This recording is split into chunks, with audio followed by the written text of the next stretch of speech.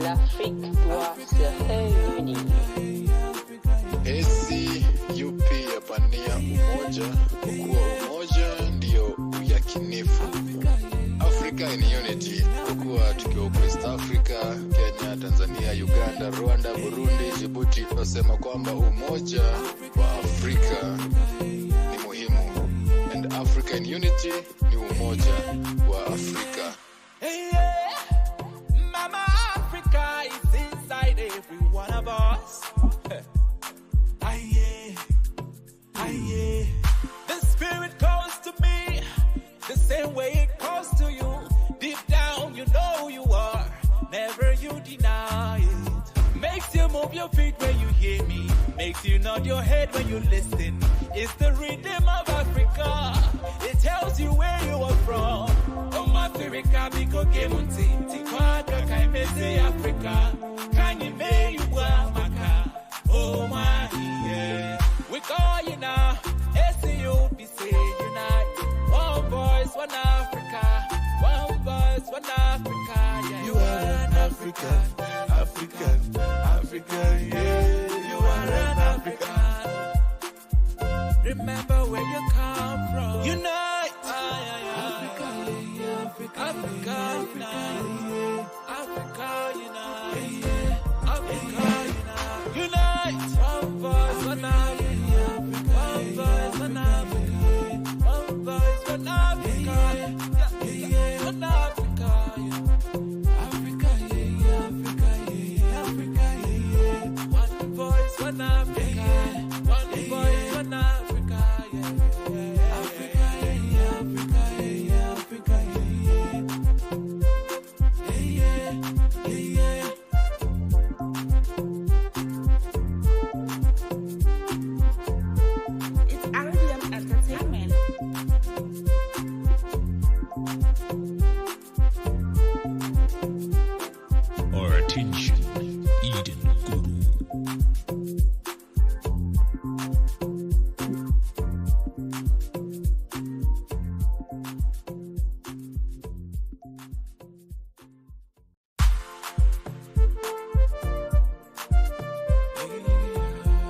ACUP ezali pona pomoko mpe ezali osolo na biso.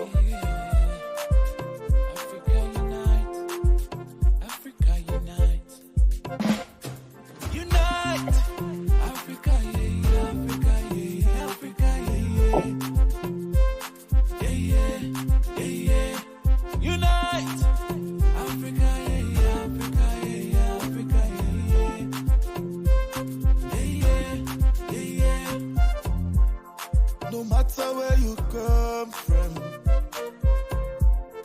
no matter where you are, no matter what you are, no matter who you are, as long as you're a black man, you're an African, you're my friend. Make we live in unity, make we live as one, make we live in harmony. Our diversity is our strength. Oh my brother, make we live as one. You are an African, African, African, yeah. You are an African. Unite, Africa, yeah, Africa.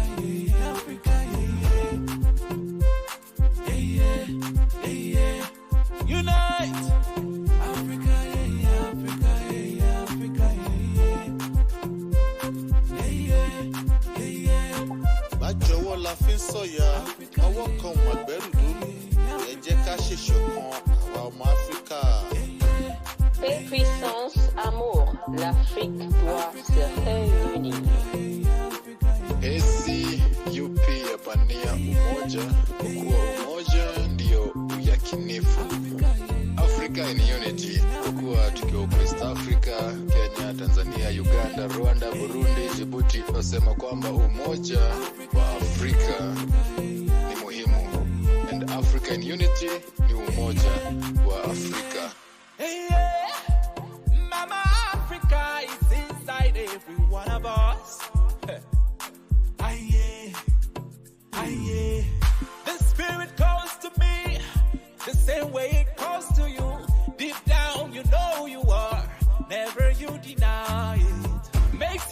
your feet when you hear me, makes you nod your head when you listen.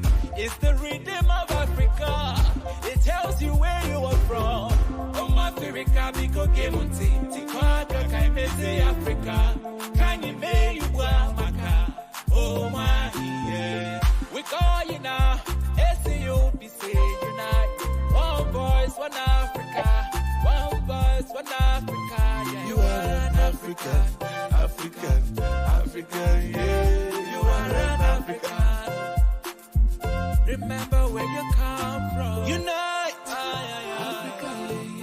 Africa unite, Africa unite, Africa unite, unite. One voice, one Africa, one voice, one Africa, one voice, one Africa, one Africa, Africa, Africa, Africa, one voice, one Africa, one voice, one Africa, Africa, Africa, Africa.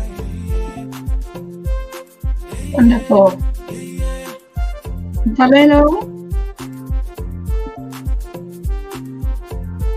It's Arabian entertainment.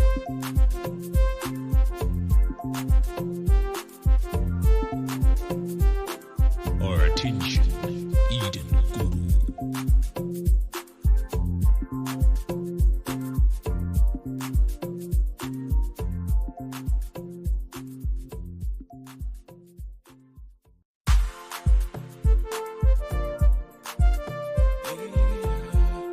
ACUP ezali pona pomoko mpe ezali bosolo na biso. Africa unite, Africa unite, unite. Africa, yeah, Africa, yeah, Africa, yeah, unite. Africa, yeah, Africa, yeah, Africa,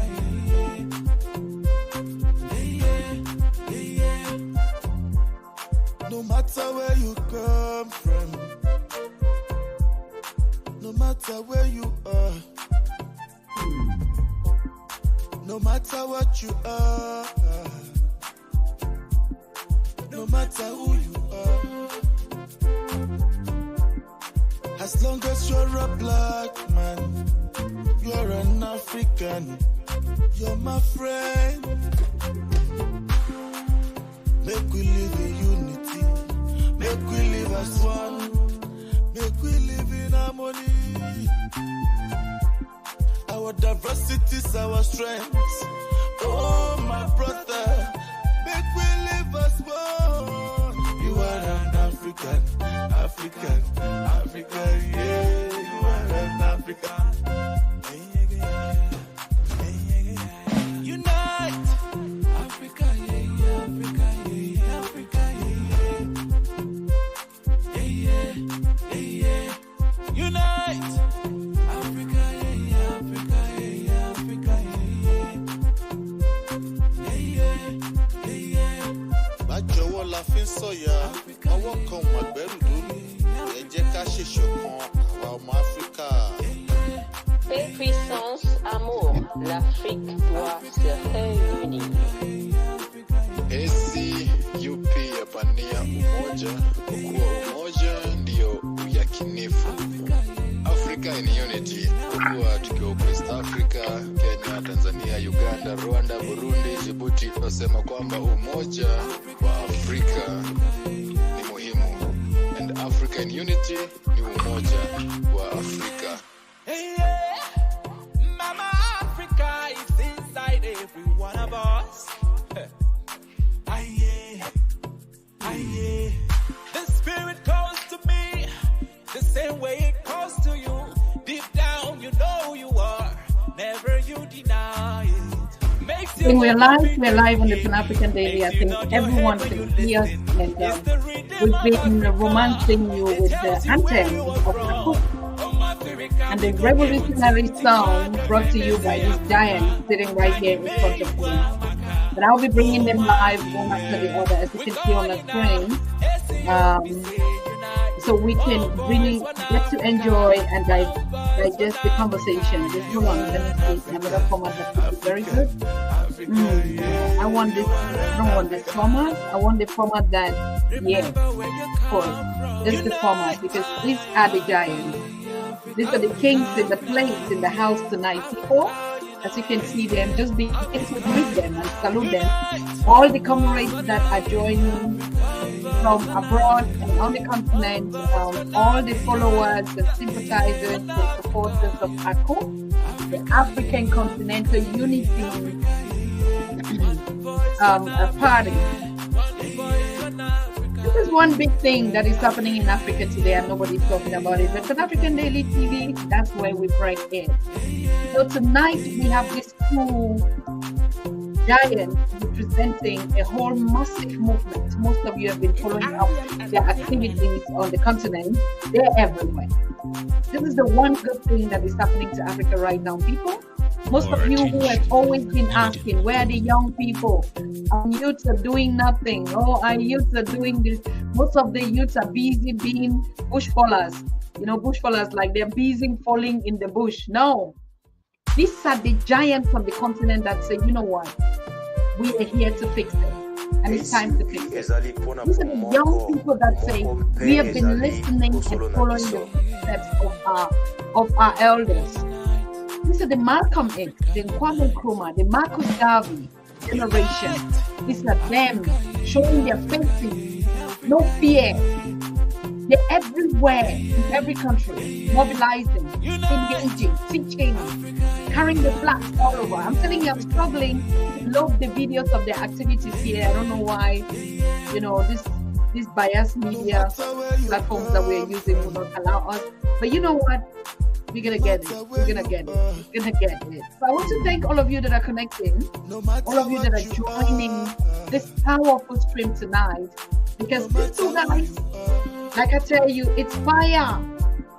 It's fire. The unstoppable Africa that we've been asking for, that we've been fighting, that we've been advocating for, it's right now. So I congratulate all of you that are joining.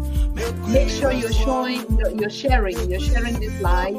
I start seeing your comments and tell us where you're watching from, where you're watching this African God. Where are you watching them from? Because this is the beginning of the new Africa. Beginning of the Africa that we've been waiting. We've been asking, we've been calling, we've been advocating. These are the new faces of Africa that you see here right in front of me, people. So tomorrow I'm gonna post this song a little bit. We'll be interchanging it in the meantime. Tomorrow, when you start asking who are the new leaders of Africa, that's why I put them on the screen. They are the focus. They have to be here for a while. Just feel them, okay? Feel them. Begin to get used to, begin to get acquainted, begin to know who your leaders are, who your future presidents are in just a very short time. Because we know that every country raises a generation of warriors and leaders. We were asking all the time, what do you think would happen to our leaders that are aging? It's not anything that is unusual, but now we see how God of our ancestors are blessing us with the reincarnation of these leaders in every format. So I want to thank you and I welcome you. You see, I'm just being excited, like, you know, I have to warm your brains up to charge you up, because what are a lot of young people doing on the continent? Most of you busy, hustling for your life, struggling, but there's some people that are busy worrying about you. There are lots of youths that are busy not worrying about how I have to feed my belly and that how we have to fix Africa for Africans. And these are the faces that you'll be seeing on Pan-African Daily. You know, my passion, my heartbeat for our young people. Look at how proud they are. Look at how handsome, how clean they look like. Do they look like peasants? Do they look like hungry, suffering people?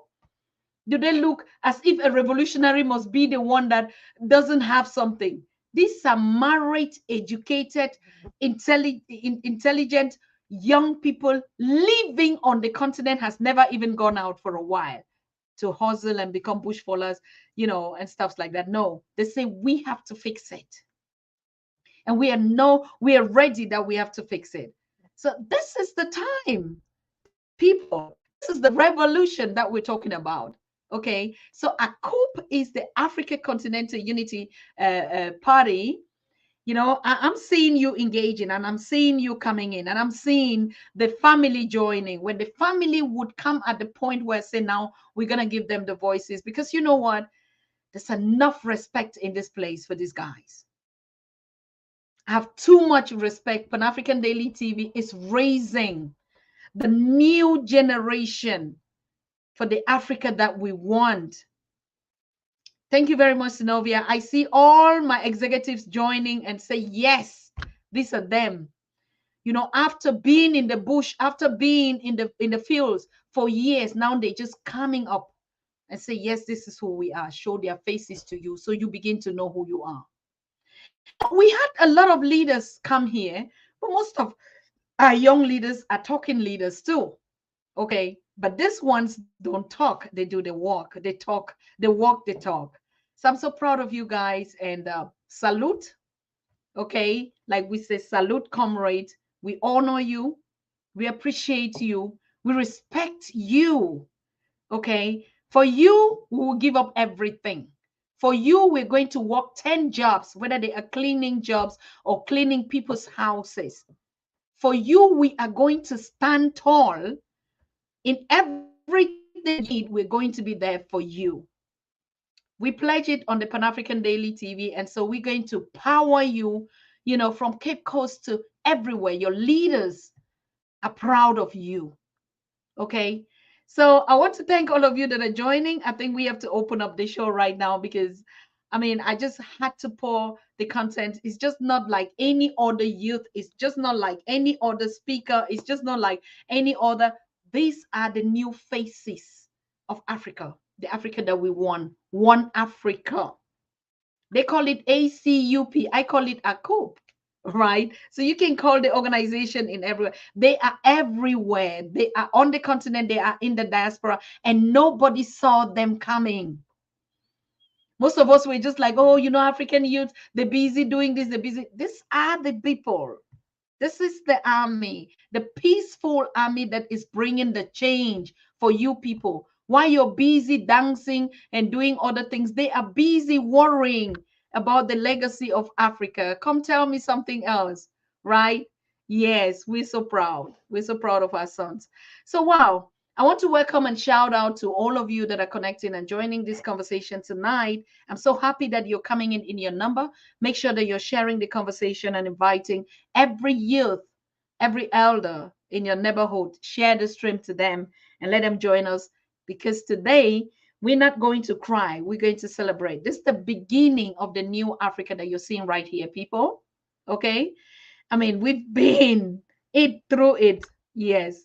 Africa Continental Unity Party, Snovia. Okay, good. So welcome, guys. I want to start with King Kabala. King Kabala, I hosted you on the Pan-African Daily, and you were looking a little bit not so big now. Normally, like your jaws of like you've put some weight. Normally, people that are on the fields and battle, you see them grow chunky. They're tired. They look worn out. You look at them all the time. You're like, what is happening? You see the work. You see the stress. You see the poverty. And then you begin to say, these are the beggars. That's why they have to work. No, you're somebody else. Academicians, professionals, young, super intelligent men that are family, with a family and children. Okay. So I want to salute you, Chapeau, champion, and Mfanelo, who is our big giant. All of them are connecting from Cape Town, and you know what I mean. And so I want to salute you. I know you're a big fan. Could you unmute your microphone? Can you hear me, Mfanelo? Loud and clear. Wonderful, wonderful, wonderful.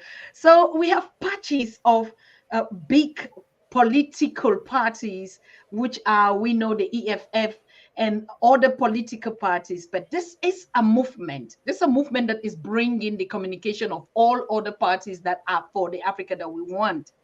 So when we say it's a political party, but focusing on the young people to communicate the agenda of all the big things, and to say we are preparing a takeover and the transition of the continent. So I welcome you here, my giants, my champions. Okay. I'll start by just allowing you the space to breathe while I sit back and you introduce yourself. Tell us who you are, where you're coming from, what you've been doing all this while, and yes, and I'll connect back. So I'll start with King Kabala. Comrade, you're welcome. Yes, Queen.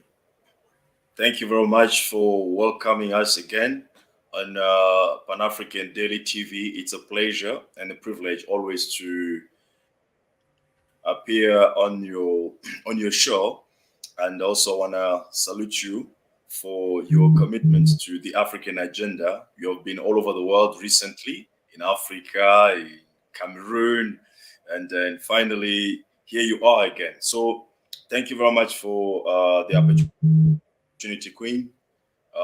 My name is King Kabala. I am born in the colonial enclosure that we call the Democratic Republic of the Congo. I am currently living in South Africa. I'm a member of the African Continental Unity Party and the Free-Minded Pan-African Academy.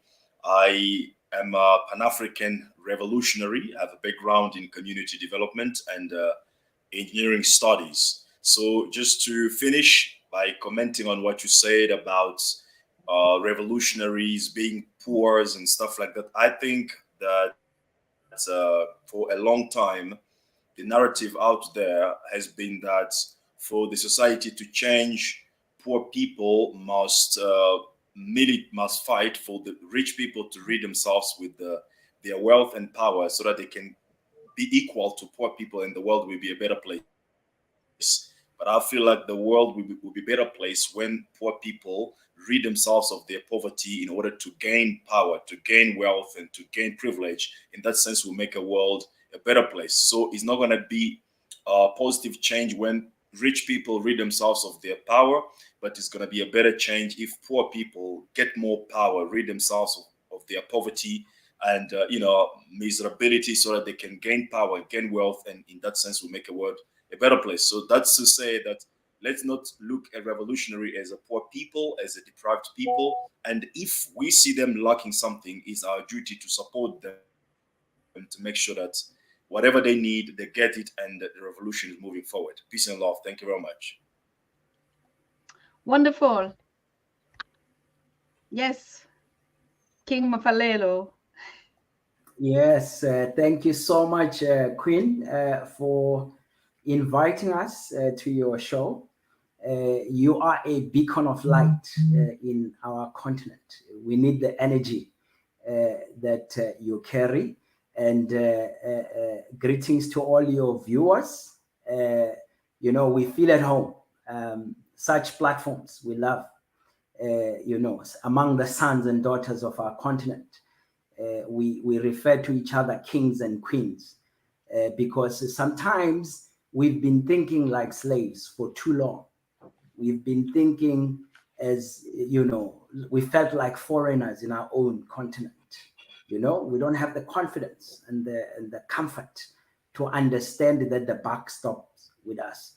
When you realize that you are the king and you are the queen, then you realize that you don't have to look at anyone above you to fix your challenges. If there's a mountain that stands before you, the buck stops with you. So if all of our, brothers and sisters across this continent and diaspora bases will think like that, then this day Africa will celebrate, because that's the day sons and daughters of this continent are about to fix whatever challenges, whatever stands before us. And what we are excited about is that there's never been a perfect time than this, when we have a truckload of us who've acquired expertise in different fields, Literally, we've got PhDs, we've got engineers, we've got industrial engineers, we even have farming engineers. We have all kinds of expertise and professionals scattered on the globe, both on the continent and in diaspora. What an honor and a privilege today to call and invite all of those expertise to come. Kings and queens, you are invited. Come join us. Let's work together. It's about collaboration. Let's show the world what Africa is made of. Africa has been training, has been learning. We've seen, we've studied, we've heard the cries, even from our founding fathers. They've been looking forward to this day. The day is here. This is our time. This is our decade. This is Mfaleno Ndlovu. I am born and bred in KZN, in KwaZulu-Natal, in South Africa. So I belong to the Zulu clan. And if you know the Zulu clan, they belong to royalty. You would know that some of our warriors resisted. They fought. Their blood is in the ground, fighting, to defend our continent, to defend our nation, to defend who we are, a right to exist as a nation. And yes, my surname is Ndlovu, and it belongs to royalty because, when we speak and give praise to our kings, we say, when I went Ndlovu. And then when we refer to our queens, we say Ndlovukazi. So that's quite an honor and a privilege to carry that name. So hopefully, before we die, we will do justice to it. We're delighted to be here and looking forward to our discussions today. Thank you so much. Beautiful, powerful. That's how we are starting with ACUP. I just want to play a little bit of their action that they've been doing recently concerning the uprisings and in Guinea, in Niger, in Burkina Faso, in Mali. ACUP was the only, maybe to my attention though, young people movement that rallied among all across the continent to say, no, we stand with Niger. So they used to say that no one can stop the idea whose time has come. ACUP Nigeria say no to war in Niger. ACUP Nigeria say no to sanctions. Mandla, away to Mandla, away to Amanda. When I say ACUP, you say one voice, one Africa. ACUP. One voice, one Africa. ACUP. One voice, one Africa. You can say any other procession. Go ahead. That's just a tip of the iceberg, people. And I mean, this one was the Nigerian group. I'm still struggling here to upload the other rallies and demonstrations or marches that they had across the continent. So the internet is really, really crappy here. But this is a broad message that is clear. One thing that I wanted you to notice in that video, I can replay it again so that you know. Look at the banners that they are holding. ACUP Nigeria say no to war in Niger. ACUP Nigeria say no to sanctions. Mandla. Okay, why is so particular that I'm showing the banner is I want to go back to you guys and like in other political parties, normal, conventional political parties, in Kabbalah, you will see people with their banners with their faces on it. But the ACUP, you are carrying the banner and the faces of your great, great warriors, leaders, Pan-Africanists. How did you come to that point? Shouldn't it have been your images on those banners? Well, I mean, as you said, Queen, ACUP is not a conventional party, not just like any political party, though. It's a revolutionary movement. And when we talk about revolution, you are talking about changing the values, changing the system, which has been the foundation of the current political parties that we have. So where do we come up with that idea? It's about studies. You see, the best response for in every situation is the history. When you look in the past, you look in the history, you are able to learn what you need to do for the future and for a better future. And when we look in the past, we see that most of the revolutionary movements that have come for African liberation and independence were personalized. In other words, they had charismatic leaders, or they were centered on individual charismatic leaders. And the Western imperialism has been experiencing itself or has gained more experience in destroying African revolutionary movements by just targeting the people who were at the center of those movements, and then at the same time they can take down the movement. Sankara was destroyed, and after him we didn't see a continuation of his struggle. He was replaced with a traitor, Blaise Compaoré. Lumumba was destroyed and was replaced with the CIA agent Mobutu. Nkrumah was destroyed and replaced quickly with the puppets. So these are the things that we have seen in the past. It means that it was easy to, or for the Western imperialism to stop any agenda of African liberation and African emancipation by pretty much killing or destroying the person who was at the center of the movement. So for us, ACUP, to succeed in this era, what we have come up with as a strategy is to build a movement on the vision, not on individual anymore. Because if I, for example, get silenced today, if anybody else gets silenced today, because the movement was not built on me, on my personality, on my charisma, then other people are able to carry on with the movement and achieve the mission that we have set for ourselves as African people. So that is the reason why we put the faces of our revolutionary leaders there, who are inspiring us every single day, who are giving us hope that one day Africa will be liberated. Why do they give us hopes? Because they fought during the time where there was no TikTok, there was no Facebook, there was not Instagram, but they were able to mobilize lots of people. Look at Marcus Garvey. 15 million people joined the Union of Marcus Garvey, while Marcus Garvey didn't have Instagram, didn't have TikTok, didn't have Facebook. So these are hope that we have today.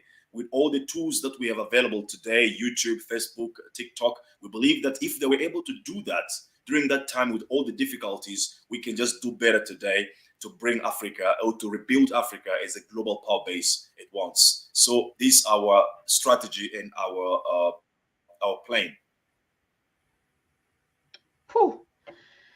A movement that is centered on the vision and not on individuals. This is unheard of. Lovo? Yes. Certainly. I think the vision, we inherited it from our founding fathers. It's been a while now. I mean, if you look at African Union, it was established 1963. We love what was said there, building the Africa we want, united Africa. And all the words are correct. The vision was correct. But it's just delaying because, by now, it's been a long time since 1963. So we seem to be pushing the goalposts forward. Now we're talking Vision 2063. So we thinking, some of us will be too old to enjoy the Africa we want then. We would love to have it now. And we think the vision that lived and burned in the hearts of our founding fathers, and through which and by which they died for, it's really long overdue. It is its time. And, just in the place of one of them that was taken out, it has given birth to 1 million more sons and daughters of this continent who are now prepared to see it being established and brought into reality in our time, in our lifetime. And that's an exciting moment. And that's why we carry their faces. It's a reminder to us that people paid the price for this continent with their blood. So, as we enjoy and celebrate the freedoms that we have today, now we need to build on top of that legacy. And so we don't want to forget. Wonderful. I would just go to to the next questions. Please, all of you that are watching, if you have questions for them, make sure you type in, or you would call in later. But right now, let's just get the vision clear. Like Synovia, you were asking if you were late or what is the mission and the purpose. Everything you're gonna get here. Nobody is late. These are the opening statements. That's why I wanted all of you to get sit there so that we don't miss anything. So all of us are just on time. Make sure you are posting your questions, and I'll be bringing them up when it's time for questions and answers. Okay. So just like the first thing, what is ACUP? What is its mission? Now we know about the vision. The mission is we see you on the ground. How many chapters do you have? What is the program? What does the program look like? How can someone join? ACUP, is ACUP available also in the diaspora? These are questions that are popping up very, very fast, but you just be answering as, this is a conversation. It's not a debate. It's not a question and answer. You know the way we roll, right? So it's like you say, you feel at home, feel just at home, because this is the place to be. This is Embo Kingdom. Okay. So yes, I would go straight with you, Lovo, starting with the project on the ground, the movement on the ground. What would you say, how you started and where you're going to? Where are we now? Okay, so as you know, that the heart of ACUP, it is really to unite. So we see ourselves as a facilitator in this discussion, speaking to all organizations, speaking to all businesses, speaking to all political parties, to all organizations to come. And we are saying, look, we've long been divided by many things. Religion divides us, race divides us, tribes, tongues, they divide us, borders divide us. But you know what? As long as we go along with those divisions, we're not going to achieve anything. In fact, the only people who stand to lose in this is us, Africa. So Africa, therefore, is not at the place where it needs to be, because we continue uphold those divisions. So now we are saying, hang on, let's forget the differences. In the heart of it, we are all sons and daughters of this continent. And this continent is blessed beyond measure. In fact, it's the worthless, it's the richest continent on earth. There is nobody who has assets, the vast land, the vast fauna, flora, the diversity of species, language, brains, intelligence. Africa is just growing with young population. In fact, they say the median age is 19 years and younger for this. So it's a growing, vibrant, full of energy and full of zeal. In fact, we shouldn't be where we are, calling ourselves third world nation as Africa. So the center message has been, mobilizing youth, training youth, teaching them, to appreciate who they are and recognize that they are sons and they are daughters of this continent. And they no longer are just slaves or servants. Actually, they are kings and queens of these continents. And actually, the future lies in their hands. So we've been mobilizing our youth. We've been in 11 towns in the space since 2020 until now, talking and training in various programs, skills programs in youth, but also just life coaching, business coaching, mentorship program. And what it is the message is, how do we prepare the next generation actually to take and to participate in a meaningful way in the economy of their nation, of their communities. And we've been preparing young minds for this. So to date, I think we've done in excess of over 800 youths that we've trained, many of them with qualifications, and many of them just in 3 elements that we think are key in building a nation. For instance, school of family, school of community, and school of marketplace. All these 3 layers, our youth needs to be prepared, because out of it, we're going to have the future leaders of tomorrow. And they need to have sound families, sound communities, and build sound industries. And out of them, we emerge responsive and responsible community leaders. We're grooming them to be councillors, to be mayors, to be officials in parliament, in a way, in an African way, in a Ubuntu way. And that's what it is. Facilitating. That's why I said, when sometimes we hear a party, we always think about political parties because of the words that have actually, but this is a movement, and we hear clearly with common goals, common objective, but who acts like a facilitator and a teacher at the same time. Isn't this what we have been crying and our hearts are yearning? Oh, we need a curriculum. Oh, we needed this. Oh, we need to change our this. And some speakers or some of us are saying, oh, it would take 400 years. No. ACUP is doing it. ACUP is doing it. Tell them, King Kabala. Because when you brought this vision here, I questioned you a couple of times. I said, King Kabala, do you think that you are going to transform a continent of 1.5 billion? And you told me, Queen, it's working. It will work. We just need to start one, teach one. Tell them.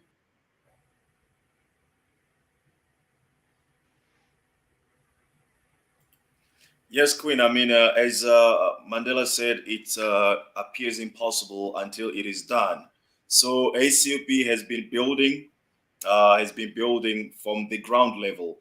One of the reasons why it doesn't appear to have more, I can say, popularity or more publicity out there is because of a simple reason that it is not a elite agenda. You see, in the world today, we need to make a distinction between the 2 solutions that we are confronted with in every crisis. Anyway, we have a solution of the elites and we have a solution of the people. And in most cases, when Africa comes to the picture, it is the solution of the elite that has been dominating the paradigm in Africa for a very long time.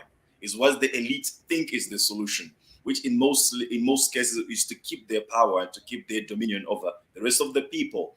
So now ACUP is coming with the solution of the masses, which is very unpopular because this is not a solution funded by by your international NGOs, your World Banks, all these lobbyist groups that are buying and capturing political powers in Africa. No, this is masses, the people solution. That's why we call ACUP, is the people's initiative. It's people, common people like me, like King Mfaleno, like King Kwado, King Kwame, all these people that I cannot even name all of them here, who are coming together and say, you know what, let us begin to do for ourselves what we've wanted for other people to do for us. And in reality, those people have been pretending to do what we want them to do for us. You see, look at Pan-Africanism today. For a long time, since the overthrow of Kwame Nkrumah, Pan-Africanism has never been into power again. Pan-Africanism has remained an agenda of panel discussion where we come and talk in, for YouTube, or when we want to take further our struggle, we go on streets and protest for 1, 2, or 2, 3 reasons. But Pan-Africanism has never been really into a position of making decisions and executing those decisions. So I think it is time today, as King Mfaleno said, we are facilitating the unity of Africans. It is time today that all Pan-Africanists come together and ask themselves, what is clearly the agenda of Pan-Africanism in this decade, 2020 and 2030? What is the agenda of Pan-Africanism? Apart from discussing on YouTube, apart from posting videos or sharing videos on WhatsApp or Facebook, what is clearly the agenda of Pan-Africanism and what that agenda has to do for the African people. So as African Continental Unity Party, what we think and what we believe that today is the agenda of Pan-Africanism is to put Pan-Africanism into power. It means instead of us now sharing videos, instead of us now going down the street and protesting and doing all these things that we are doing to call for people to do things for us, we need to put Pan-Africanism in power. Because if we have Pan-Africanism in power, instead of us going down to protest, we'll just implement whatever that we want to be implemented because we are in power. Look at this. Every time we go down the streets, like we've just gone recently to say no to war in Niger, no to war in Burkina Faso, no to war in Mali, we are appealing to certain people to make those things work. Who are those people? So this has been the contradiction of Pan-Africanism since 1960s, is because we want change, but we are not in power to implement the change that we want. We are pushing for change and expecting for other people who are not Pan-Africanist to bring about the change that we want, and they've never done it because they are not Pan-Africanist. So this is a time that we need to come together, all Pan-Africanists. I don't know what you are pushing there. Those who claim to be in defense for Black people, those who are Pan-Africanists claiming to be in defense of the economy, those who are claiming for common passport, those who are claiming for common language is good. All these things are good. But if we are not in power, who is going to implement the common passport, the common language, the common whatever that we are fighting for? Who is going to execute that program that we have as Pan-Africanists? So it is high time now that we position our Pan-Africanism into power. When we look in Ghana, we must have Pan-Africanists leading Ghana. When we look in Nigeria, we must have Pan-Africanists leading Nigeria. When we look in the Congo, we must have Pan-Africanists leading Congo. We must get all the Kuns, all the Negroes out of Africa, those who are working for the Western imperialism, and then replace them with the true Pan-Africanists who identify themselves with Marcus Garvey, self-determination, identify themselves with Malcolm X, by all means necessary, identify themselves with Kwame Nkrumah, seek ye first the political kingdom. Those who identify themselves with Kwame Ture, revolution, change of values, change of systems. So when we put all these Pan-Africanists into power, there's not going to be more protest. There's not going to be more panel discussions. We will see actions. That's what we are doing right now. And when we talk about power, let's begin with the political power. Let's capture the political power, because we cannot change the society by calling for a good job. We cannot change the society by asking for good salary, because the people who are providing good job and good salary can take those things away from us the next morning. The best way to change the society is to capture the institutions that determine the future of the society. And one of those institutions is a political institution. So we're calling our fellow Pan-Africanists around the world, in the diaspora, in Africa, to come together to capture the power, the political power in Africa, and make for or do for ourselves what other people have been pretending to do for us for a long time. That is what we are calling now. And we are very progressing in that journey. We are really having people people with consciousness really awaken in Nigeria, in Ghana, Kenya, Sierra Leone. There's no any English-speaking country that I can think of where ACUP has not yet penetrated. We are building from the ground, as I said, and soon, before we realize it, ACUP is going to be into power. So what are some of the programs that you do in the trainings? I know Mfaleno King already said it, but like specifically you. Yes. So first of all, you see, when you look in Africa, in our parliaments, you see that the majority of the people in the parliaments are lawyers, are journalists. These are the people who became popular by speaking too much, and then they got elected, and then they went into power. But they don't have expertise in how to lead a business and declare profits after every year. And we believe that leading a country, leading a nation is like a business management, whereby at the end of every year, you must declare profits. Now, you fill our parliament with the people who have no expertise in business management, people who only knew about how to talk, how to criticize the power, and they made themselves popular through that means of talking, and they got elected and they are into the parliaments. And the only thing that comes to their mind is how can they go to the IMF and borrow money to come and buy the luxury cars and do whatever they want to do, and that money get to be paid with the blood of the poor people. In Africa today, we are paying for debts that we did not ask for. That's the reality in Africa today. Africa is indebted. Instead of Africa being the one who claim payment from the Western imperialism for its torture, its crimes in Africa, we are the ones who have to pay to the World Bank, simply because we have leaders who do not have any idea on how to lead a business successfully and declare profits to the shareholders. So what we bring as education within the Free-Minded Pan-African Academy is the leadership in business and in politics. It means we are training people in these two areas: business leadership and political leadership. We believe that business and politics are the two legs, just like as a human being needs two legs in order to be in balance. Any nation needs strong business leadership as well as political leadership, so that the nation can be in balance. And that's what we are training to within the Free-Minded Pan-African Academy. What we're trying to do is to create a new class of leaders who are very much competent in business leadership as well as in political leadership.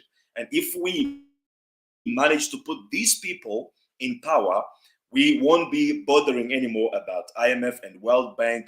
We will be obviously mobilizing local resources in Africa to do for ourselves what we, as I said, and I will keep on repeating this, what we have expected for other people to do. Let me give you an example.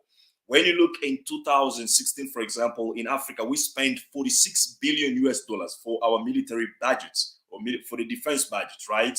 At the same time, Russia was spending 60 billion US dollars. So when you look at the difference between 60 and 46 billion, you have a difference of about 14 billion US dollars, which means Africa should be almost closer to Russia in terms of military capability. But when you look at Africa today, Africa is defenseless. Africa is poor. Africa is disorganized. Why? Because all these 43 or 46 billion US dollars have been used by people who don't have business mindset. So I think, since they said education is the preparation of the future generation, we need to think critically about what kind of education we are giving to the African youth at the moment, because those are the future generation of Africa. Therefore, education and business leadership and political leadership are very important for the future of Africa. I'll pause there. Wow. Of course, that's it, because it's always been said that all African leaders actually are trained in foreign schools. Most of them, they're trained by France, or they were educated. And so they never actually was a political or a school of diplomacy. I don't think I ever heard anything like that on the continent. It might be in some other political classes, but right now, this is exactly the point where all of us have to start from ground zero, learning. The act of learning anything. And King Mfaleno, you said something really critical about, the soft power that Africa has that doesn't even know. And you're also focusing in that, while the upper strategy at the end of the day would come up to be politics and culture and economics and spirituality. But you're touching the soft power to say, if Africans don't even know who they are, how can they even know what they want? And if they don't know what they have as a continent, how can they even use those resources to better themselves? Am I correct? Correct. I think if the real competition today, it's to position Africa's youth against Western dominance in terms of economy, and Chinese or the East. So it's the West or the East. Africa has to innovate. Africa has to have IPs, that belongs to them, our own technology. We have to have our own institutions. And there is no way of incubating that. One of the things we are doing in the townships, we're driving township manufacturing. So there's obviously 3 solutions that we've recognized as ACUP we need to provide. The first one is a political solution. The second one is an economical solution. The third one is a social solution. So obviously, all these three streams needs to run side by side, because yes, we need to lobby the current rulers, the current heads of states with all of their political power to say, guys, it's time, wake up. We don't want you to spend 5 years in democracy fighting each other. You know, it's like ANC fighting EFF, ANC fighting inside Inkatha Freedom fighting, UDM fighting. We are looking at the political leaders, for instance, in the example of South Africa. After 3 decades of our democracy, what is it that actually now is happening? They are fighting against each other. So that doesn't help us, because the important KPI or indicators, key performance indicators in South Africa remain the ones that matter. For instance, if we talk about Gini coefficient, the gap between the rich and the poor, do you know that South Africa is #1 in the world with a largest Gini coefficient, sitting over 60%? And now, how is that even possible after 3 decades of freedom and democracy? Were our leaders not thinking about this? But you know, that is the reality. And then when we think about the land issue, you know, recent stats came out of South Africa. It says, you know what, 81% of the 62 million people 2022 that have been counted, 81% is the natives. And guess how much actually land and economy is actually owned and controlled by the 81% majority of the natives. So the whole of land, 72% of it is arable land, is controlled by only the 7% minorities. So those are the KPIs that matter to us. And when it comes to pay scales, you know, a son working in Africa queuing for a job is told in South Africa that your minimum wage is 4,000 rand, 4,000 rand a month. What can you do with 4,000 rand a month? Can you really own a home, a decent home? Can you really send your kids to a good quality education? Can you really afford proper health care? Can you even eat healthy? What is it that you're going to do with 4,000 rand? And then how can a government agree and accept such terms? And, you know, it's selling the souls of our people cheap. Because if you go to Australia, the minimum wage is 40,000 rand a month. So European countries know it's not just to pay your citizens a non-living wage. It's not livable to pay anyone 4,000. So there is no way we're going to be flooding our youth into go look for jobs. What are you going to do with 4,000 rand a month? So we are thinking, yet if you go to Australia, they don't accept that. So what happens now? The youth and the brains want to leave Africa and go to where they're going to be paid more, because we are not creating the quality of life in their own land, you know, suitable for them. And I think we're saying, look, it's about time.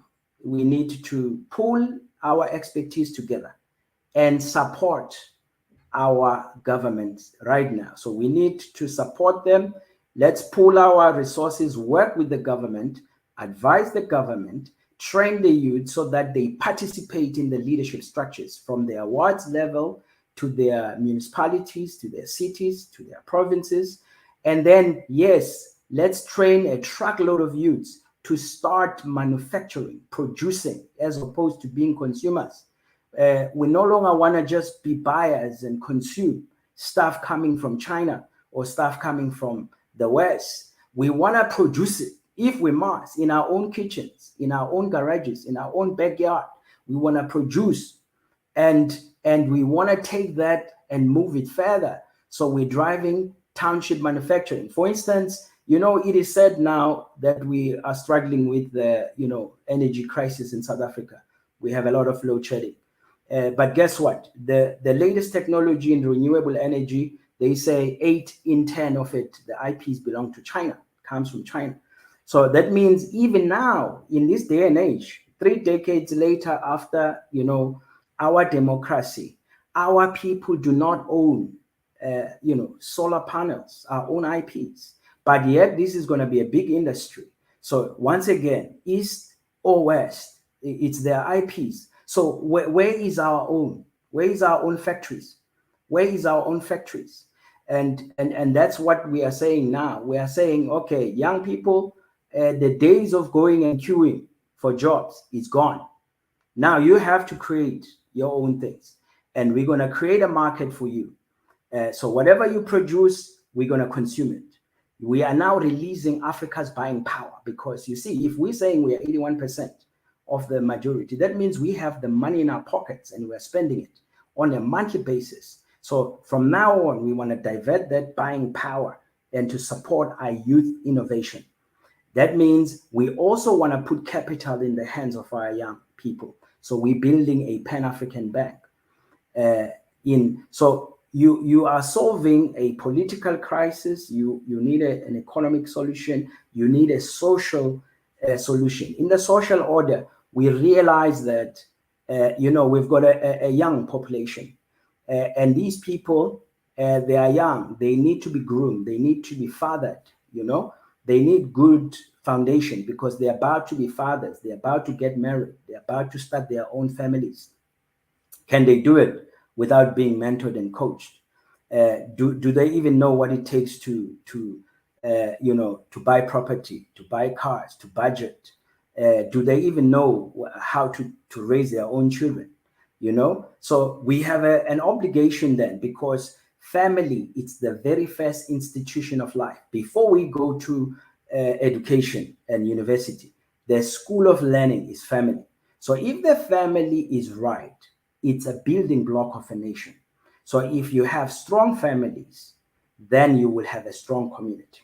Then you will have a strong nation.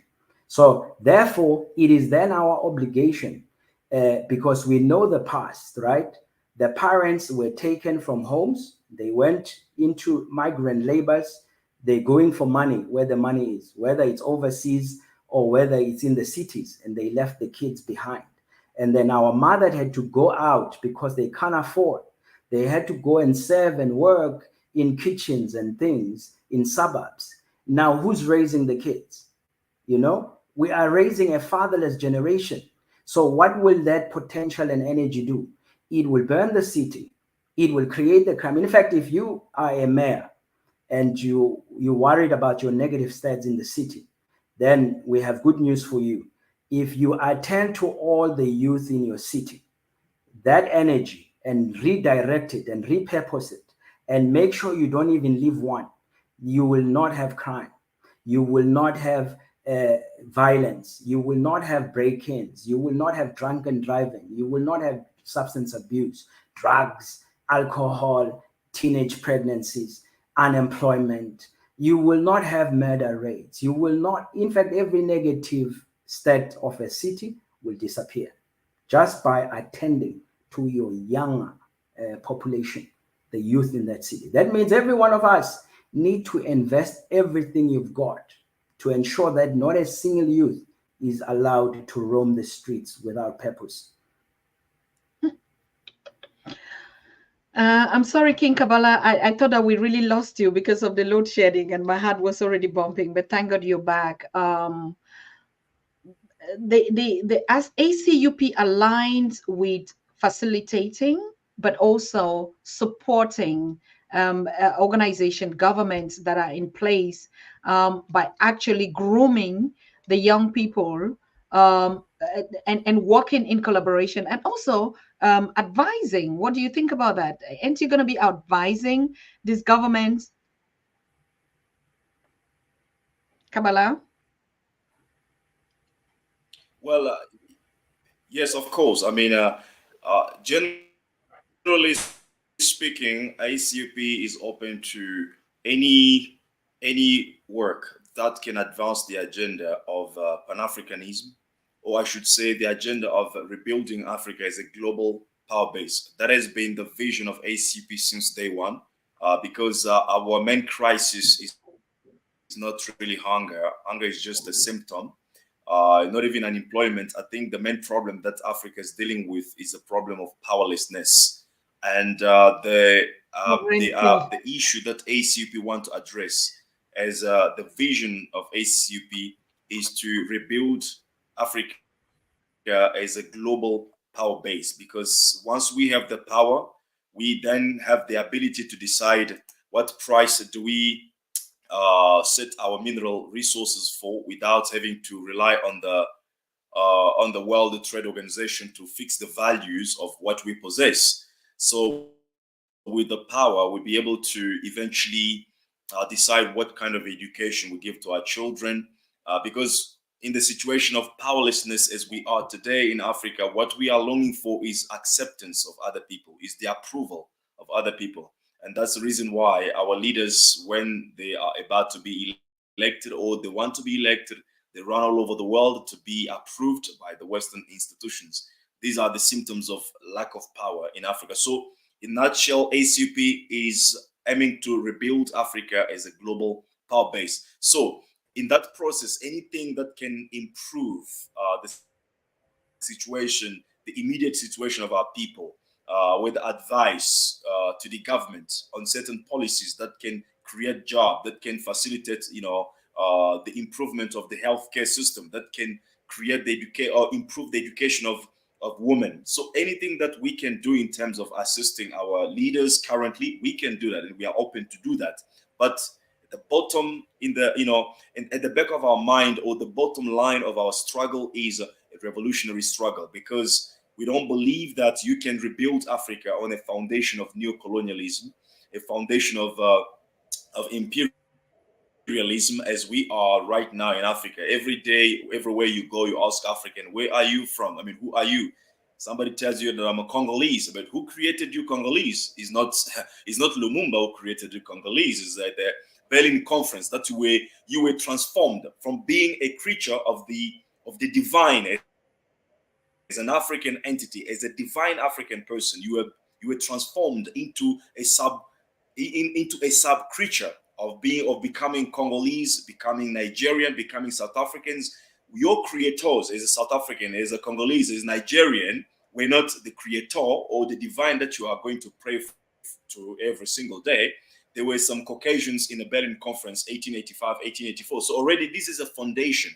So if we are thinking of building or rebuilding Africa, we need to question the foundation. Are we going to rebuild Africa on this very same foundation of imperialism and neocolonialism? And the problem that we have with the current African Union, because when you go into the African Union Charter, it is stipulated that the foundations or the frontiers or the borders inherited from colonialism are intangible and cannot be changed. How can you call an institution African Union, but yet you grasp into the foundation of imperialism, the foundation of your own destruction, which is the frontiers, the borders that we have inherited from our enemies cannot be changed. So already that's a contradiction. That's why, to answer to your question, sometimes it's difficult to really advise these government officials who have been groomed into neo-colonial institutions or colonial institutions, because they have their way of looking at the things. As for us, we're looking at the revolution.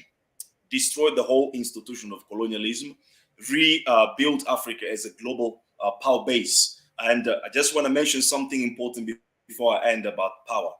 We need to be very careful. We are looking for economic power today. We are looking for scientific power, looking for different version of power, which is very important. But for me, I believe that today, power is demonstrated or manifested in one dimension, which is violence. When you say that the United States of America is a powerful country, it's simply because the United States of America has the ability to inflict violence upon any other countries at the level that we cannot imagine. And that is the dimension of power today. And if Africa is longing for power, whether it's political, scientific, social, economic, Africa must first and foremost long for a military power, or that level of violence that will protect Africa and defend the interests of African people. You just need to ask yourself why they don't attack North Korea today, even though it has been under high sanctions, because North Korea has the power to defend itself. So we are praying too much, but we need to understand and we need to be realistic. So it is time to think deeply. So that's what just to elaborate on that area of power. But in terms of working with the government institutions and advising, our officials in certain policies, well, you can see the difference or the contradiction that may exist between them and us, because they believe, or they are believing, that we can build Africa on the already existing foundation of neocolonialism. But we believe that to build Africa or to rebuild Africa, you need to destroy the current foundation and then lay down a true foundation of Pan-Africanism, African unity, over which we can build now Africa as a global power base. We'll take a break while we take a little shot about what in Africa. No. We say no to war. No. We say no to sanctions. No. We say no to invasions. No. We say no to war in Niger. No. We say no to war in Burkina Faso. No. We say no to war in Mali. No. We say no to war in Guinea. No. We want peace. Peace. We want peace. Yes. We want peace. Yes. We want progress. Yes. We want development. Yes. We want African unity. Yes. Together we can stand united, and when we are divided we fall. And so we therefore send a very strong warning and stand in solidarity with our brothers in other African countries that this is our demand. The demand is for unitarian development. The demand is for equal development. The demand is for peace. And this... Wonderful. I mean, woo, I'm proud. We are proud. We're happy. At least something is going on. Something like everywhere was always quiet, and it's just because we didn't. There's no space that actually would bring such actions. The unity, the love, the understanding. It's not easy to bring people together. People just see that think that bringing people together is particularly young, aspiring youth with no hopes. And you doing it on the ground, I mean, I'm telling you, congratulations. It's more than laudable that one can actually say. I mean, and you're sitting here very confident, factly oriented, data, intellects, right? And actually knowing what you are doing. You know it's in your blood. That's why I said in the beginning, this is a transition. You're really just a transition of your ancestors, of the ones that had come before you. And we see the same footsteps and how you are replicating them. Like I said, you just look at the two leaders, South Africa, Democratic Republic of Congo, which are the biggest, components of the development of Africa today. And if you can have that vision and mobilizing others. But the most important thing I want to come to the next session is the way ahead. You've said something that we've been listening to in the past 3 days. The only solution, which the other speakers, your elders, were talking about for the past 3 days, is sovereignty. Sovereignty means the power of the people to be able to define how they live their life and how they run their economies. And Professor Jumei said it, and yes, it's political unity. That's what we need, coming from the bottom top and somehow meet in the middle. I don't know, you followed that conversation. Kwame followed it. Kwajo followed it. All of you followed it. It aligns to the Pan-African federal movement strategy being set in place, and you're already in that. Do you see this as a coincidence, or you really say this is the time that everything is coming together? King Mfaleno? Yes, it's quite an opportune time. We've never felt so much winds of change as we do now. In fact, that's why we say the strategy is collaboration. There are many voices. There are many sons and daughters feeling the same. So now it's about putting what you're doing in that corner, connecting the dots with another one doing, because the strength is in us working together. Absolute network, connecting with one another, pushing one another, educating one another, empowering one another. King Kabala? Yes, I definitely agree with that. Kwame Ture, one of our greatest revolutionaries, said once that revolution is scientific. And being scientific, whether you observe it from Ghana, whether you observe it from Nigeria, whether you observe it from South Africa, you will come to the same conclusion. So the elder stating that it is time for African people to claim their sovereignty is exactly the same thing that we are saying in the ACUP. We say that we are at the stage where we need to render power back to the people. What we have been having in Africa so far is a situation whereby you go and elect individuals who go into power and begin to implement the agenda of the people who paid for their campaigns. So we just electing individuals, but we don't elect the decisions that those individuals make over our lives. And unfortunately, what affects us is not the people that we are electing. It's rather the decisions that they are making over our lives every single day. You know, the decisions about who gets what mining portions, who get what salary, who does what. So those are the important decisions that affect our lives. And I believe that a true democracy should involve you. If you have to face the consequences of certain decisions, then you should be involved in those decisions. And that's what we are actually pushing within the African Continental Unity Party. We are calling it the African inclusive democracy, for lack of better words. And also because our people like so much hearing about democracy. And when you don't talk about democracy, they believe that you are a dictator. So literally what we are pushing within the ACUP is that if we capture the power in any particular country, yes, we definitely going to change the constitution in such a way that no major decision can be taken in that country without the participation of the masses. So we are at that time whereby, that's why I said from the beginning that ACUP is an agenda of the masses. We have two solutions, the solution of the elites and the solution of the masses in any problems, because there are always different ways of looking at any particular crisis. When there's a COVID-19, why did the elites thought as a solution? And what did the masses thought was the solution? Today, we have a war. We have a crisis in the world today. We have a revolution taking place in Niger, Mali, all these countries. What is the thought of the masses? And what is the thought of the elites? We see what is the elite thinking. They are putting those countries in sanctions, which is actually going to put the masses of African in jeopardy. But what is the masses of African thinking about?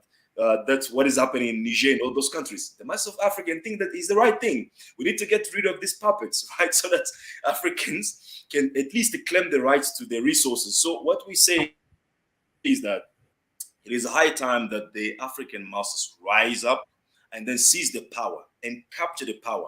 There should be no major decision that will be taken over our lives without our participation. Remember, we got in the mess where we are today basically because people sat somewhere in Berlin conference without consulting African, without inviting African, and they took decisions over Africans. And we are suffering the consequences of those decisions. And we are still in the same system today whereby we elect some individuals, and when they go into the parliaments, they begin now taking decisions of our lives. They begin now selling our lands to the Chinese without consulting us.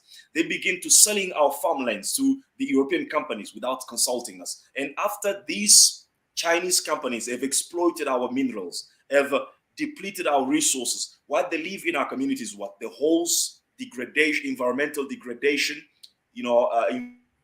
environmental, what we call desertification, all these, diet condition or difficult conditions that cannot even afford a decent life to the masses of the people in those villages. So we don't want this situation to happen again or to continue happening. With the ACUP in power, all the rights, all the power will be passed on to the people so that no decision can be taken without people participation, without people voicing out their opinions. And when people say no, that decision cannot be implemented. When people say yes, then that decision can be implemented. So this is basically the change that we want. And as you have mentioned, Elder Jomei stating that we are at a time whereby Africans need to be in power. Exactly. We believe that's a scientific observation of the reality of Africa. Whether you are in Nigeria, Kenya, Congo, you will see the same thing. Power must be rendered to the people. And the best way to do that is organization. There's no better way to say this. Kwame Ture said, organization, organization, organization. You organize little, you get little things done for you. You organize sometimes, you get things done sometimes for you. But you organize always, you always get things done. Africans, let us organize. ACUP is the future of Africa. Wow. We take another break and we hear, listen. They used to say that no one can stop the idea whose time has come. And of course, the idea of one Africa is here. It cannot be stopped anymore. There has never been a time in the history of Africa that erudite young scholars, powerful young professionals, brilliant young geniuses connecting themselves all over the world using the power of technology to discuss deeply about the unification of Africa and about understanding our roots. Africans born and raised in Africa, Africans in America, African Americans, the Caribbeans, all over the world, we all have come together under the umbrella of the African Continental Unity Party. And on the 24th of October 2023, we are demonstrating how united we are against war in Niger, against sanctions that are levied against Guinea, Burkina Faso, and Mali. We are saying no to war in Niger, and we are saying yes to peace in Niger. We are saying yes to development in Africa. We are saying yes to African unity. And this is what we stand for. We are standing together, South Africa, Zambia, the Gambia, Sierra Leone, Ghana, Nigeria, Kenya. We are all coming out, all out on the 24th of October 2023. We shall speak, and the Mother Earth will hear our voice, and Mama Africa will amplify it into the ears of God, that we are saying no to war in Nigeria, and yes to African unity, and yes to African development, and yes to progress. God bless Africa.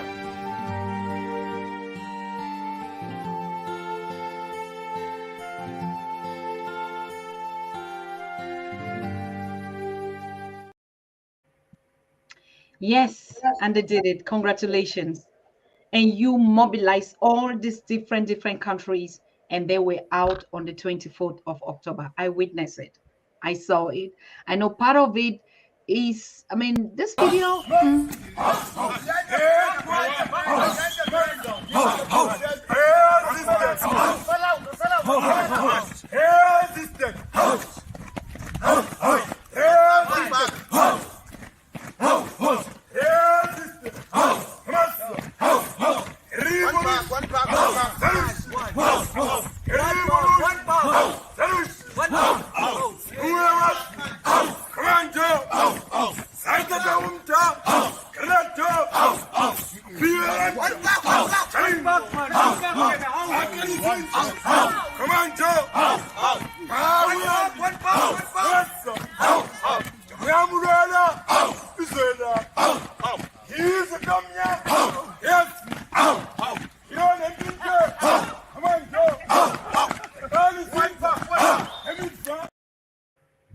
Oh, it's just unfortunate that it's not, I tried everything, to put it in the format, but I think we feel the energy, we see it, we see the spirit, the movement. So you're not just only teaching, you're not only speaking, but you're on the ground mobilizing from one country to the. When I saw the movement, the turnout in Nigeria, in Zimbabwe, in Zambia, and I was shocked, like, what is going on, right? And standing for one another, standing for Burkina Faso and all the uprisings that we never saw anybody that actually did that. but you stood up. ACUP did it. Congratulations in the highest a format. I don't even know how to put it. Now, King Kabala, can you just imagine your 1 million youths in each country? What's going to happen? Well, it's going to be a total change. I mean, it's going to be the achievement of our dreams, or the dreams that our ancestors had, to see Africa that is liberated, Africa that has been totally emancipated, and that Africa that is most importantly self-determined. So it's a progress. It's a work in progress.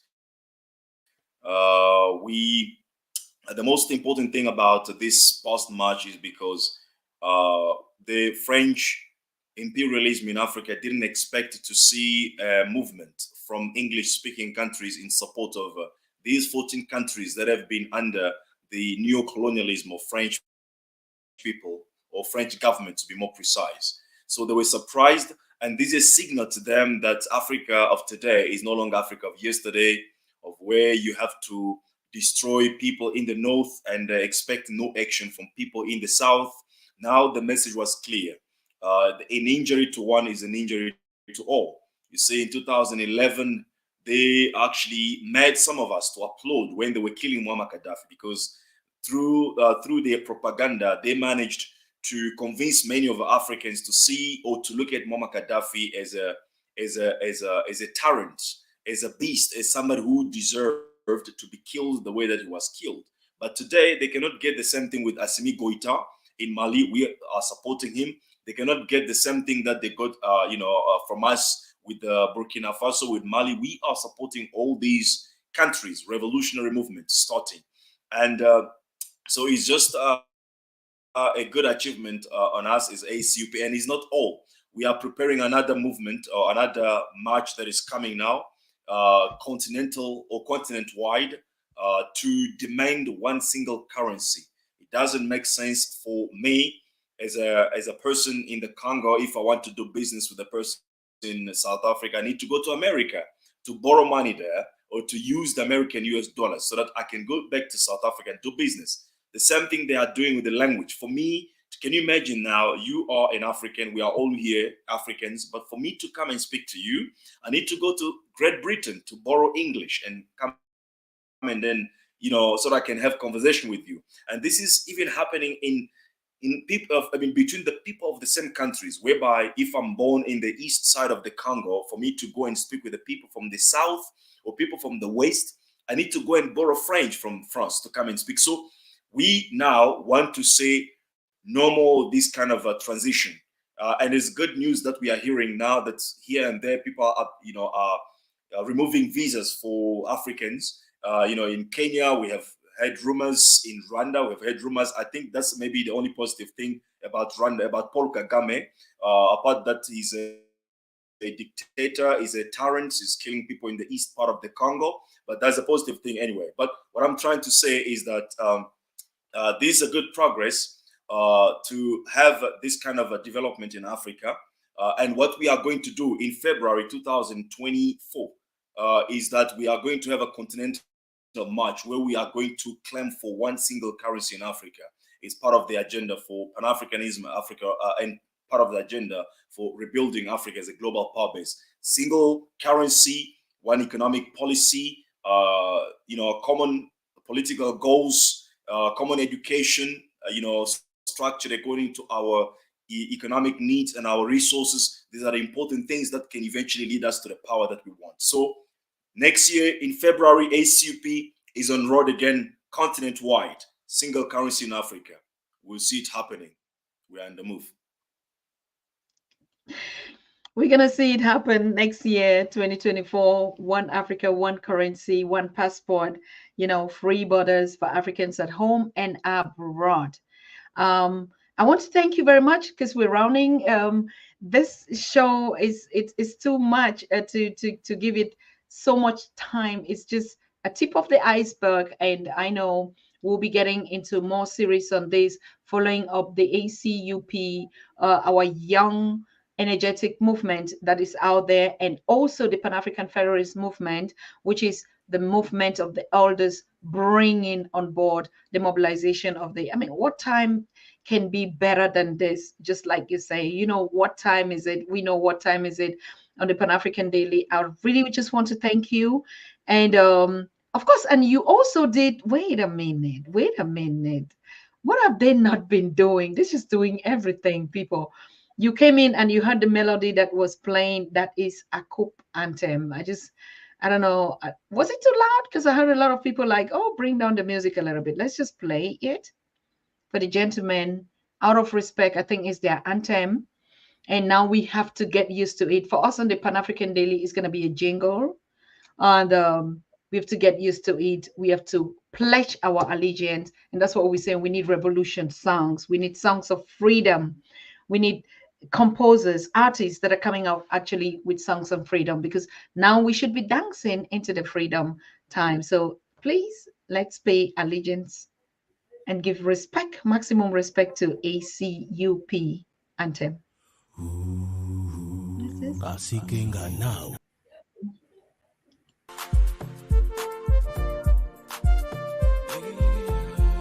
ACUP ezali pona pomoko mpe ezali osolo na biso.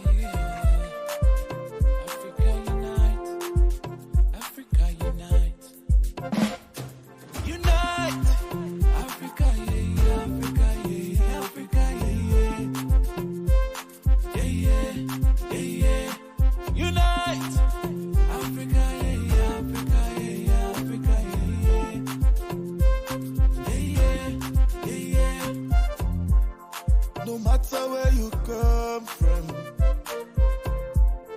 no matter where you are, no matter what you are, no matter who you are, as long as you're a black man, you're an African, you're my friend. Make we live in unity, make we live as one, make we live in harmony. Our diversity is our strength. Oh yes. Oh my brother, make we live as one. You are an African, yeah. You are an African. Unite, Africa, yeah, Africa.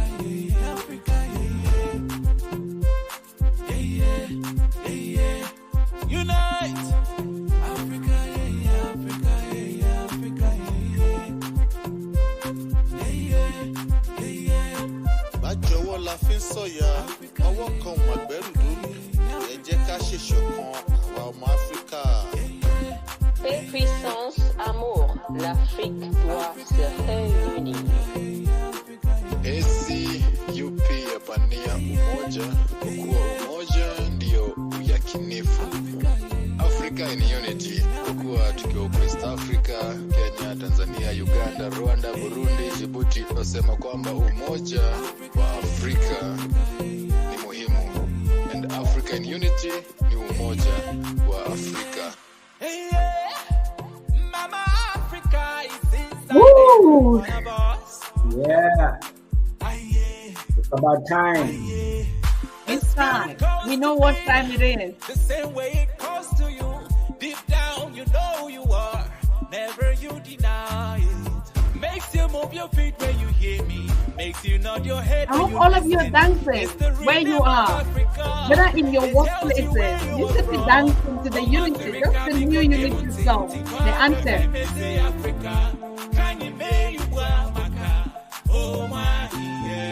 We call you now.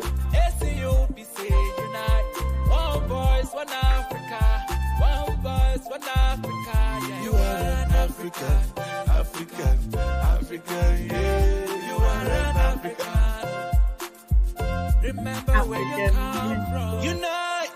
Woo! Africa, unite.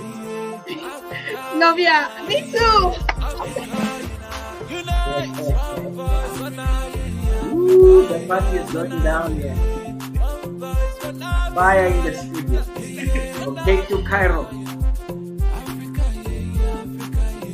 The Queen is on fire.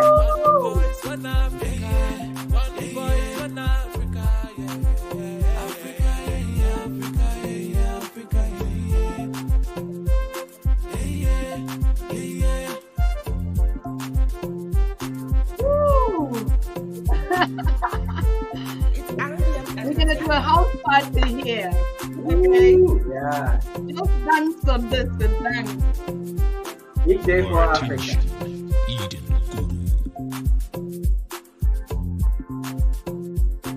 Woo! Wonderful, wonderful. Thank you so much. I mean, there's no better way. This is it. This is what we need in Africa. This is just all we need. We don't need any other thing. Just unite and have fun and enjoy our riches and get our people going, feed our children, take care of our elders, build an economy that everybody feels dignified, respected, feel like a human, in a decent, classical way. So yes, I look forward to that Africa. I look forward to ACUP as the touchlight. And for us, like I said, you have all our support. I want to call on the audience. Yes, actually, nothing is wrong with us. Something happened. Well, we know the journey is starting. 2023 is ending and opening up the new light in 2024. We begin to see the signs of all what we've worked for 3 years on Pan-African Daily. We've asked, where are the youth? What are they doing? Now they're here. The elders are coming up. Everything is just in space. Everything is just coming up at the same level where the Most High wanted it to be. So I just thank you. Calling on you to join ACUP, create ACUP units where you are in your environment, in Europe, in Latin America, all over, in China, in India. All of you are watching me, in Israel, in Pakistan, all Palestinian. All of you create the ACUP. The young people here, the team here on the ground, they have opened the light. They have shown you everything. They have made it possible. They have made you understand it can work. If you have a political will, if you are conscious of who you are, it works. We've done it. They're going from country to country mobilizing. Nkwame is right there. And I want to thank you. The first ever donation that we had on this this yesterday was ACUP. ACUP said, Mama Africa, Pan-African Daily, you're doing a beautiful job. We just want to water you. We want to give you water. We want you to pay your electricity. And ACUP means it's not begging. They're giving. They understand the power of us working with each other, supporting each other. They understand that we will not take a dime from anybody to run this program. We have to come with ourselves. Did I ask? No. They just figure it out. So I'm also calling on all of you that our PayPal account that was compromised is not open. So you can send out your donations and your contribution. We need it really at this time.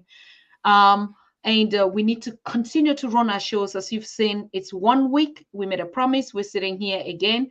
Even though the internet is still, because of the weather conditions out here, it's really terrible.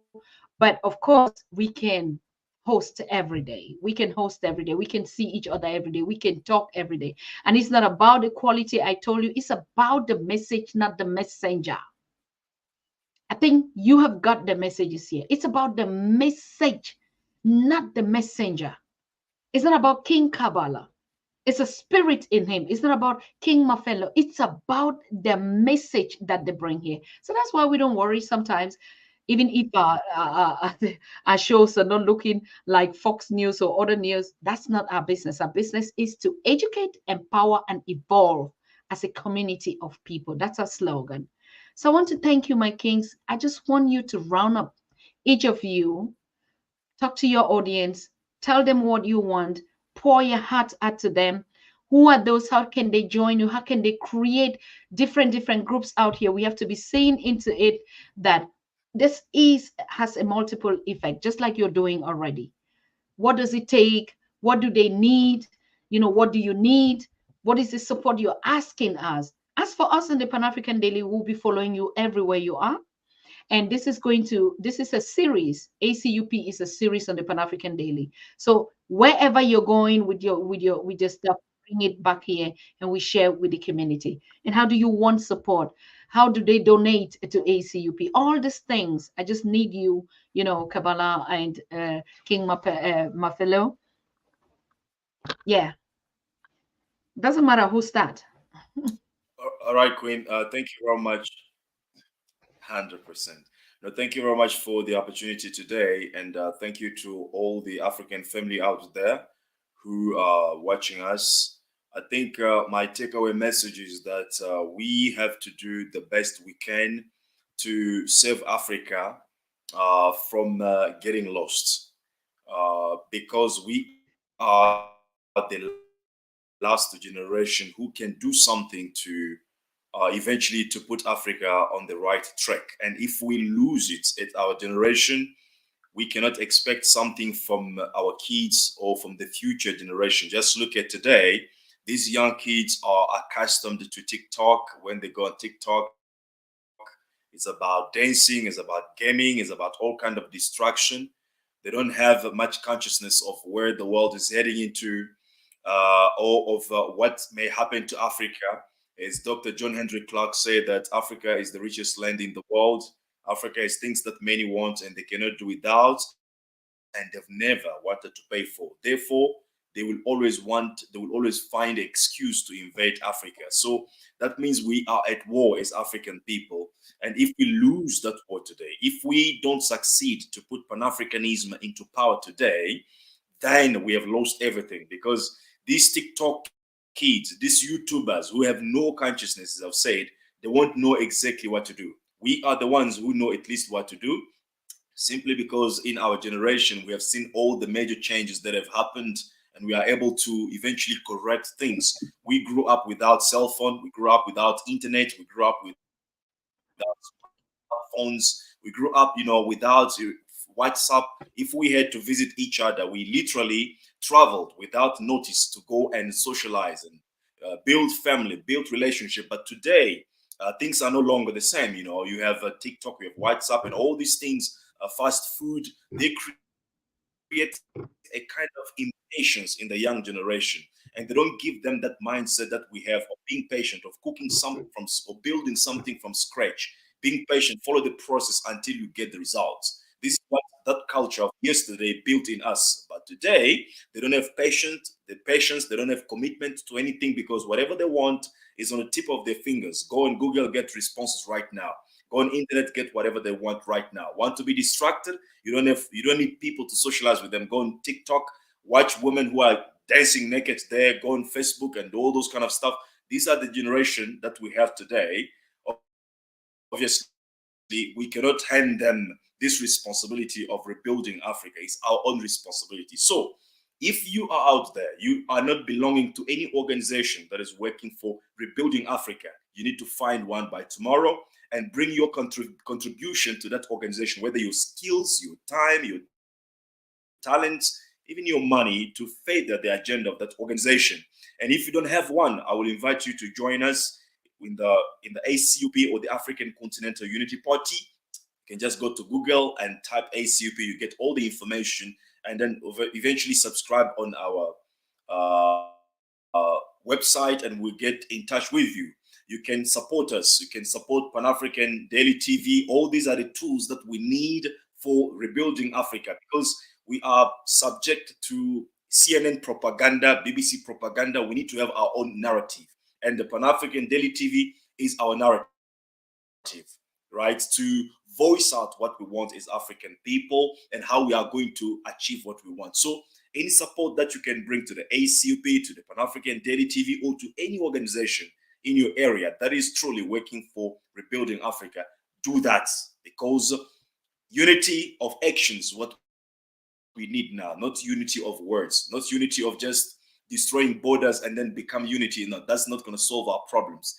Unity of actions, do our actions together, bring our effort together, bring our money together, bring our skills together, and act in numbers in order to achieve greater than what you can do alone. So that is my takeaway message. time is really a dangerous time. If we lose it now, Africa has lost everything forever. It will be more than, 500 years before we taste again the freedom.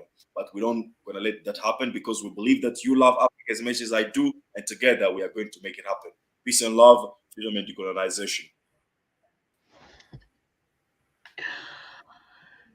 Every African's heart beat for Africa. All Africans, they love Africa with the last drop of it. Over to you. Am I lying?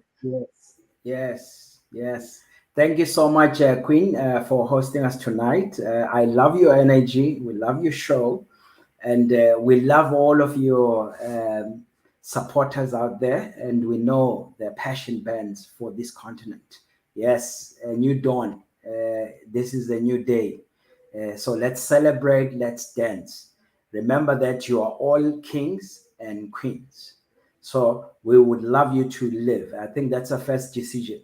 You have to live like a king and treat your partners like queens, and treat your sons and daughters like princes and princesses. So a king solves all of the problems that are put before him. No one else can solve them. So let's no longer look at the politicians. Let's look at ourselves. Let's look at our communities, and let's work together. Thank you. Bayete. Thank you so very much. I wish I could call any of, I could send the link to Cheryl or to Snovia, who are our elder sisters in the house too, like me. I wish I could just give them the link to join you on the show and just bless you for this beautiful session. But I come in the name of all of us, as you're saying, to say that we are so proud. You've just given us something for the weekend. I'm not even sure that I'm going to be live tomorrow, because we need to digest this. All your sisters, your brothers, or everybody is just like, reparations is our queen here in the house. Kojo, Kwajo, all of them, Kwames, all Mr. Brown. I mean, there's a whole massive family that has your back, that has your eyes, that has your front, Masho, and every one of us in this community. I want to thank you so very much that may the Most High, may the God of your ancestors, as you have come back in this flesh, as you were here millions of years ago, and you know everything that you came to do until the system choked you, now your ancestors and God has chosen you again, and they're reminding you of what you came to do. So we might see you in this face, in this skin, but you are the ancestors that once were. I see Malcolm X, I see Marcus Garvey, I see Mama Harriet Tubman, I see all the ancestors, the Kwame, the Garveys, all of them. And on this Pan-African Daily, nothing would befall any of us. Nothing. We have come to do our job, and we have come in peace. We have come just to take care of our own business, our people, our continent, our community. You dance with us, we dance with you. Even if you don't dance with us, we dance our dance and we move. So I pray in the name of this community that is here, that your families, your generation, your vision that you've brought back to life shall come to pass just in a very short time. And when anything even happens, we'll still be here. You know, we don't die. We always go and come back. So may peace and blessings and love and power and unity continue to follow you. Don't look back. Look forward. We are here at all times. And I think as ACUP is, for me, an umbrella organization. So you can register your initiatives and your organizations with them, like they told you. You know, they can raise funds even for Pan-African Daily and for all of us. It's all about the unification of the political will of Africans that need and just care for their people. More not. That's all we're asking ourselves and challenging ourselves to do. So I want to thank you so very much. You're like sons to us, but you're also like fathers to us. You're brothers to us. You're just everything that this community needs to be able to evolve. So we thank you that you come in the name and peace of our people. And I see your leaders somehow here, Quasi, and yes, and all the others, just all of you, the board, the team members. Thank you for supporting ACUP, and please go to their website. Like they say, just Google. You know, they don't have time to say go to www. Google, because they're famous, they're known everywhere. We follow them everywhere, and so you just go on Google, please. Yes, and type ACUP. You're going to find them everywhere. You're going to see King Kabala here. I mean, always loyal and faithful on the cause. You're going to see King Mfaleno, and you're going to see a lot of them. So we welcome you and we thank you for being with us. God bless you, and we see us very soon again. Bye. Thank you. Thank you. Their website is ACUP, Queen. That's it. Thank you so very much, and we see you again next sometime soon. Good. So, people, sorry. Oh, what am I doing here? Okay. I think it was a wonderful, beautiful show. Not just a show, because I hate when we talk most of the time about show. It's as if we are here for show. We're not here for show business. It was a wonderful family meeting today, and we learned a lot about the new family members that came to share and brought us food and brought us drinks and brought us wisdom and brought us everything. That's how in the village we welcome one another. It's not guests that are coming to us or coming to do whatever. You know, these are family members, and each person that was doing his own job is coming back into the family to report how they see. These are warriors that went for the battle, and they coming back and bringing the fruits or the meat that they catch. You know, these are warriors. This are exactly like we in the village. So when they go out to look for meat, so ACUP are those that are leaving the compounds, the villages, and going into the communities, mobilizing people. You know, and when they come back to the family like this, they report to the family. This is what we were doing. This is where we went. This is things that we face on the ground. And that's how we move as one family. So I want to thank and bless all of you also that are here. And also the one good news that I have to end up is like, remember, we were calling on you that just like they said, our children, our youths, our people are on different platforms, TikTok. And so we said, we have to meet them where they are. We have to meet them where they are. We have to be where they are. Mobilize them, teach them, ask them to follow us. And they were always asking, oh, you know, because they're young, we are into they need a TikTok. Is Pan-African not on TikTok, not on Telegram? So we created and we asked your support. And I can tell you, hey, we already beat the 1,500 on TikTok right now. Congratulations to Patrick Kasserim, the boss of the Pan-African Daily TV social media platforms. You know him, the genius, the warrior also that is sitting there in Nairobi, Kenya. So we want to thank you, congratulate you that from next week or in the next coming days, we'll be live also on TikTok because we have to gather where our young people are, okay? We have to give them work to do because when we just leave them, they'll go gaming. It's a fact, right? So we're trying also to be on other platforms where we know that our people are gathered who would not necessarily be on YouTube or on Facebook. They can be on Instagram and everywhere. And so we're expanding in that sector. And like I said, we hit that target, okay? We hit that target, okay? What is Sister Marcia saying? I'm 63, Sister Tata, and he has all he needs within him and is blessed and highly favored. Thank you so much. Thank you, thank you, thank you, thank you. Thank you, and thank you to them. I think they're seeing you, they're watching you. And tomorrow, to be honest with you, I have to cancel the guest for tomorrow because we need to redigest these conversations from the conversations with PFAM and this one. Honestly speaking, we need to. So we would be seeing us again probably on Sunday or on Monday. Okay. Just to take a break, but I'll be streaming, I'll be rebroadcasting the conversations. So it's not like I'm going away. No, I myself too, I need to pull back and watch me how, and enjoy the conversation because most of the time I interview and though I get the message, but I want to sit down and really learn and watch your comments. Sometimes I don't see all right. So thank you so very much. If you know young people out there in your communities, please direct them to ACUP. ACUP should be the place where, you know, we know that our youths are safe. They are in the right hands. They have right teachers. They have leaders with a vision. They are serious men. They are responsible fathers, you know, not just they know what family means, right? So good. And I hear what is preparation saying, that we need part TV game for the youths. That's right. Of course, we have creators out there.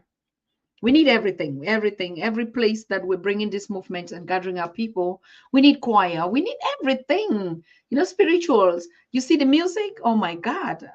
I'm just like, Africa unite, right? So yes, we need a lot of things. Bring them on the show. We're right here. Okay.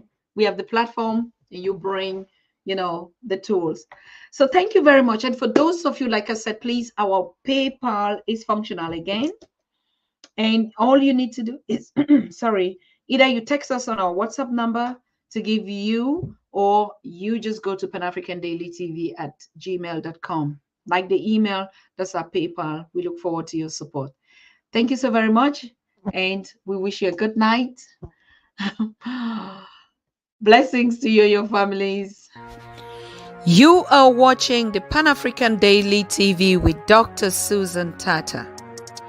The Africa we want: unity, consciousness, our culture, our spirituality, our history. One Africa for Africans worldwide. Motherlands calling its diaspora home. Join my voice. Join my team. Join my campaign. Campaign 21 # 1 million subscribers on the Pan-African Daily TV YouTube. Be a volunteer. Apply now. Be the new Africa.